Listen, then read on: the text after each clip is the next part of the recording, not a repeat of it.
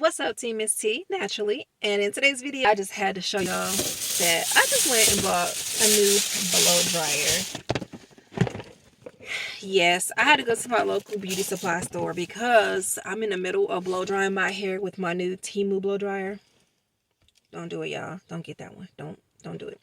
And the blow dryer starts smoking and smelling all burnt and stuff. I'm like, oh no. So yeah, I gotta reach out to them and see what's up with that. But I bought this one.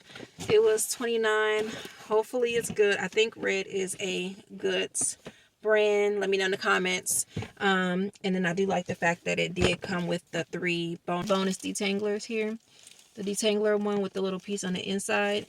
Okay, so we'll see how it goes. And then I also picked up some heat protectant. Grab this little cheese spray for $4.99. So we will try again. So alright, so let's try this again. So I was rushing that day, so it's the whole new wash day, and I'm gonna finally try my new blow dryer on my freshly washed hair. So let's get into it because my phone about to die. So here it is. Let's get into it. So my hair has already been detangled, so I'm going to go ahead and just jump into the blow dry. So I'm going to use this Chi for my heat protectant.